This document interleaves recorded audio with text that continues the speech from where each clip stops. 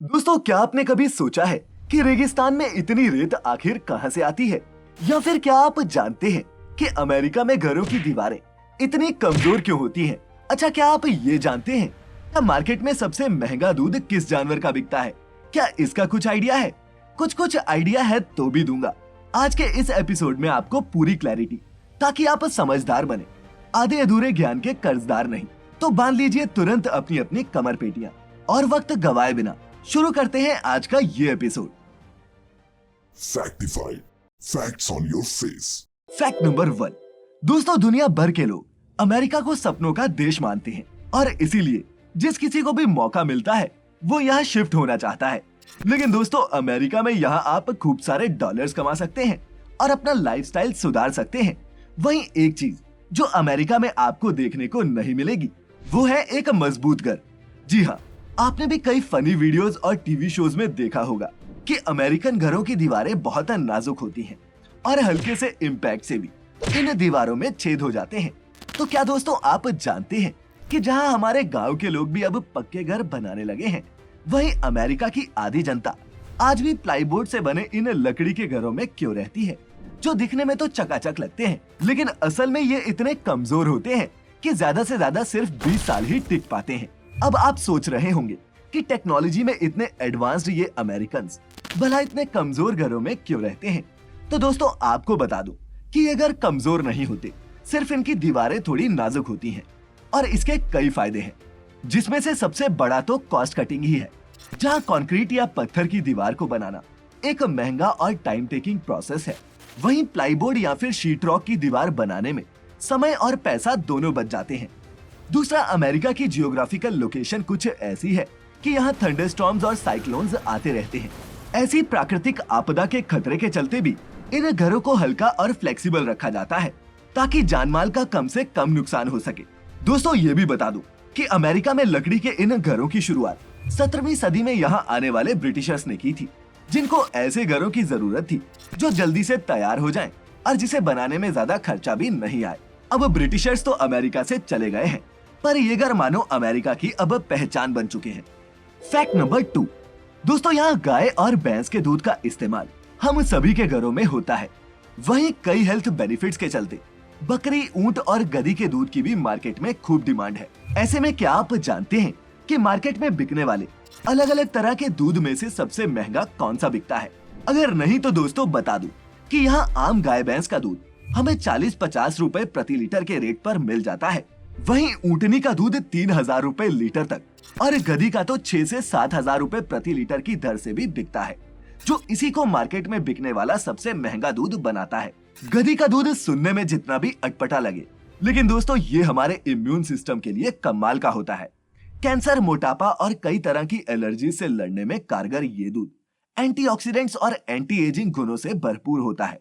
इसके अलावा जापान की एक कंपनी है नाकाजावा फूड्स, जो अपनी गाय का दूध भी 3000 रुपए प्रति लीटर से नीचे नहीं बेचती। और इस कीमत के पीछे का कारण कंपनी ये बताती है कि वो अपनी गाय का दूध हफ्ते में सिर्फ एक बार ही सुबह सुबह के वक्त निकालती है, जब उसमें मेलाटोनिन नाम के हार्मोन्स हाई क्वांटिटी में रिलीज होते हैं। और कंपनी का कहना है कि उनके इस खास मिल्क में स्पेशल स्ट्रेस रिलीविंग क्वालिटीज भी हैं। जाहिर है 3000 रुपए लीटर दूध खरीदने वाले इंसान को स्ट्रेस रिलीव करने की जरूरत तो पड़ेगी ही। Fact number 3। दोस्तों, इन बड़े बड़े रेगिस्तान को देखकर क्या आपके मन में कभी ये सवाल आया है कि आखिर रेगिस्तान में इतनी रेत कहां से आई होगी? क्या कभी वहां रेत की बारिश हुई थी या फिर कुछ और? अगर आया है और आप इसका जवाब नहीं जानते, तो बता दूं कि रेगिस्तान की इस रेत का सीक्रेट छिपा है यहाँ के मौसम में, जो दिन में हद से ज्यादा गर्म और रात में हद से ज्यादा ठंडा रहता है। सिर्फ 12 घंटे के अंतर में तापमान में होने वाले इस बड़े बदलाव की वजह से ही ऐसे इलाके में मौजूद चट्टाने और पत्थर धीरे धीरे कमजोर पड़ने लगते हैं और रेत के इन छोटे छोटे कणों में बदल जाते हैं। दोस्तों, चूंकि ये प्रोसेस 1 या 2 दिन नहीं, हजारों सालों तक चलता है, इसीलिए किसी रेगिस्तान या फिर बीच पर रेत के जो कण हम देखते हैं वो हजारों साल पहले चट्टान, पत्थर, पेड़ पौधे कुछ भी हो सकते थे, लेकिन फिर मौसम की मार के चलते वो इन छोटे छोटे कणों में तब्दील हो गए। इसके अलावा एक्सट्रीम हॉट और कोल्ड टेम्परेचर के चलते इन कणों से सभी मिनरल्स खत्म हो जाते हैं और ऐसे में इस रेत में पेड़ पौधों का उगना भी नामुमकिन हो जाता है। इसीलिए रेगिस्तान की इस रेत में सिर्फ कुछ खास तरह के पेड़ पौधे और वनस्पति ही सरवाइव कर पाते हैं। Fact number 4। दोस्तों, आप में से जो भी रात को देर से सोने के आदी हैं, उनको घर वाले अक्सर उल्लू है क्या जैसे सवाल पूछते होंगे, और वो इसलिए क्योंकि उल्लू ही वो सबसे पॉपुलर जीव है जो दिन में सोता है और रात को जागता है। ये उल्लू रात में उस समय शिकार पर निकलते हैं जब ज्यादातर जीव जंतु आराम से सो रहे होते हैं। तो दोस्तों, क्या आप जानते हैं कि ये ऐसा क्यों करते हैं, और क्या रात में उल्लू को सब साफ साफ दिखाई देता है?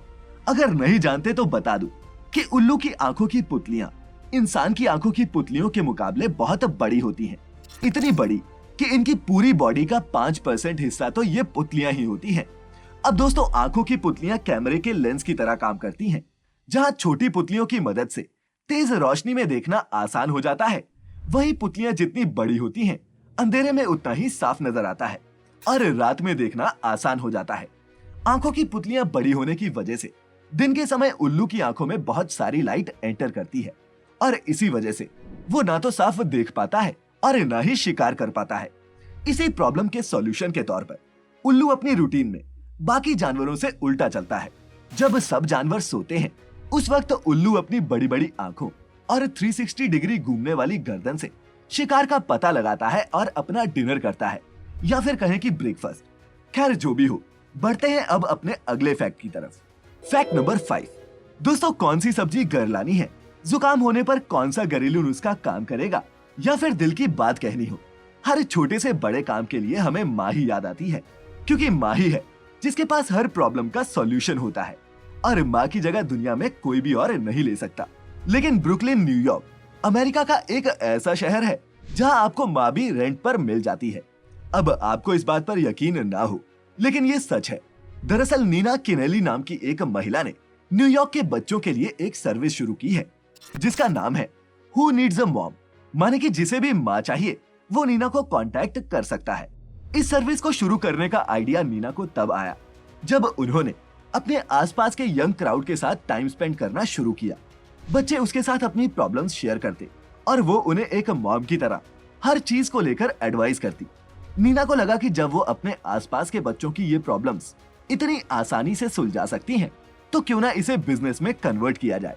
उन्होंने needamomnyc.com नाम से एक वेबसाइट खोल डाली और धीरे धीरे उनकी ये वेबसाइट पूरे शहर में फेमस हो गई। अब नीना एडवाइस और कंसल्टेशन के लिए $40 यानी कि करीब 3,000 रुपए प्रति घंटा चार्ज करती हैं। Fact number 6। दोस्तों, कभी आपने इस बात पर गौर किया है कि मंथली पैक के नाम पर टेलीकॉम कंपनियां सिर्फ 28 दिन का ही रिचार्ज पैक क्यों देती हैं? जब हम पूरे पैसे दे रहे हैं तो अपने रिचार्ज प्लान्स में ये चालाक सेल्यूलर कंपनीज 2 या 3 दिन कम क्यों कर देती हैं? अगर नहीं सोचा तो बता दूं कि इस छोटी सी तिकड़म से ये कंपनीज आपसे साल के 12 महीने नहीं बल्कि 13 मंथली पैक रिचार्ज करवाती है, और इस तरह अपने रेवेन्यू को बढ़ाने का काम करती है। इस 28 नंबर के पीछे का मैथ्स ये है कि अगर हम 364 को 13 से डिवाइड करें तो हमें ये 28 का मैजिक नंबर ही मिलता है, और इस तरह कंपनियों को हर महीने रिचार्ज प्लान में चेंजेस भी नहीं करने पड़ते और उन्हें 1 महीने का फायदा भी हो जाता है। Fact number 7। दोस्तों, सऊदी अरब के अमीर शेखों की लग्जूरियस लाइफ का दुनिया में कोई मुकाबला नहीं। इस देश के पास बेतहाशा तेल है और उसी के दम पर इन्होंने बेतहाशा पैसा भी बनाया है। लेकिन क्या आप जानते हैं दोस्तों कि जरूरत पड़ने पर सऊदी अरब पाकिस्तान की आर्मी उधार पर लेता है। दोस्तों, सऊदी अरब वैसे तो अपनी आर्मी पर पानी की तरह पैसा बहाता है, फिर भी ना तो इसकी आर्मी इतनी ताकतवर है कि अपने दम पर कोई पूरी जंग लड़ सके, और न ही इनके पास इतने सोल्जर्स हैं कि वो मुसीबत पड़ने पर रॉयल फैमिली और बॉर्डर्स दोनों को साथ में संभाल सके। इसीलिए जब भी सऊदी अरब पर कोई संकट आता है तो उन्हें पाकिस्तान की सेना उधार लेनी पड़ती है। पिछले 70 सालों से सऊदी अरब लड़ने के लिए पाकिस्तान की सेना का इस्तेमाल कर रहा है, और इसके लिए सऊदी अरब पाकिस्तान को करोड़ों रुपए भी देता है। और सिर्फ पाकिस्तान ही नहीं, कई मौकों पर तो सऊदी अरब ने अमेरिका की सेना भी उधार ली है। Fact number 8। अच्छा, क्या आपने कभी ये सोचा है कि इंसानों ने संभोग यानी कि सेक्स करना कैसे सीखा होगा? नहीं, वीडियो बदलने की कोई जरूरत नहीं। मैं किसी अंधविश्वासी तंत्र मंत्र की बात थोड़ी ही कर रहा हूँ, बल्कि मैं तो उस सबसे बेसिक कुदरती प्रक्रिया की बात कर रहा हूँ जिससे नए जीवन की शुरुआत होती है। ये वैज्ञानिक सवाल है। अब हमारे पूर्वजों के पास फिल्मों या फिर मस्तराम जैसी किताबों का ऑप्शन तो था नहीं, तो उनके दिमाग में संभोग का आइडिया पहली बार आखिर कैसे आया होगा? अब सबसे पहले किस मैमल ने संभोग किया, इसका जवाब तो साइंटिस्ट के पास भी नहीं है। पर इंसानों ने संभोग करना कैसे सीखा होगा, इसका जवाब साइंस में जरूर छिपा है। दोस्तों, जिस तरह गला सूखने पर प्यास का पता चलता है, उसी तरह शरीर में मौजूद सेक्सुअल हार्मोन्स, जिन्हें फीमेल्स में एस्ट्रोजन और मेल्स में टेस्टोस्टेरोन कहते हैं, मैमल्स को उनकी सेक्सुअल डिजायर के बारे में बताते हैं। ऑपोजिट सेक्स से अट्रैक्ट होने पर शरीर में इन हार्मोन्स की मात्रा बढ़ने लगती है, जिसकी वजह से इंसानों के सेक्सुअल पार्ट्स में एक अजीब तरह की इचिंग होती है। इस फैक्ट के बेसिस पर हम ये कह सकते हैं कि जब पहली बार किसी मैमल ने अपोजिट सेक्स को देखा होगा, तो उसके सेक्सुअल हार्मोन्स ने उसे संभोग करने के लिए अट्रैक्ट किया होगा, और फिर बाकी का काम तो उनके खुराफाती दिमाग ने खुद ही सीख लिया होगा। फैक्ट नंबर 9, अंटार्कटिका दुनिया का सबसे ठंडा महाद्वीप है, जहां पर किसी भी आम इंसान के लिए रहना एक बड़ी चुनौती है। यहाँ का तापमान हमेशा ही -40 डिग्री सेल्सियस से -18 डिग्री सेल्सियस तक रहता है। जी हाँ, ऐसे में क्या आप सोच सकते हैं कि कभी अंटार्कटिका में भी दिल्ली जितनी ही गर्मी पड़ती थी? जी हाँ, अंटार्कटिका के इतने बड़े बड़े ग्लेशियर्स को देखकर ये इमेजिन करना भी इम्पॉसिबल सा लगता है, बट ट्रस्ट मी, ये सच है।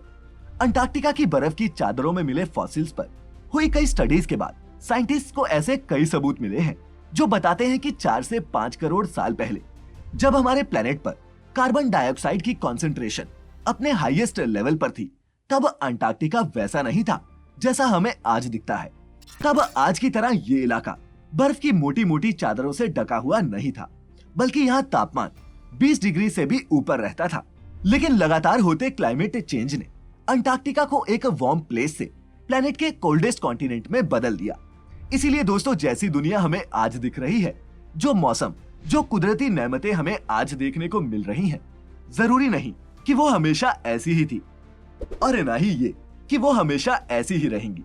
और दोस्तों, फैक्टिफाइड के इस रोमांचक सफर पर प्रतीक अपने फैक्ट में बताते हैं कि पेंगुइन एक ऐसा जीव है जो समंदर के खारे पानी को भी आराम से पी सकता है। जी हाँ दोस्तों, जहाँ इंसानों समेत सभी जानवर समंदर के खारे पानी को पी नहीं सकते, वहीं पेंगुइन्स के गले में एक सुप्रा ऑर्बिटल ग्लैंड होता है, जो उसकी बॉडी के अंदर ही पानी को सॉल्ट से अलग करने का काम करता है। लेकिन चूंकि ये ग्लैंड इंसानों या फिर दूसरे जानवरों में नहीं होता, इसीलिए वो बिना फिल्टर किए समंदर का पानी नहीं पी सकते।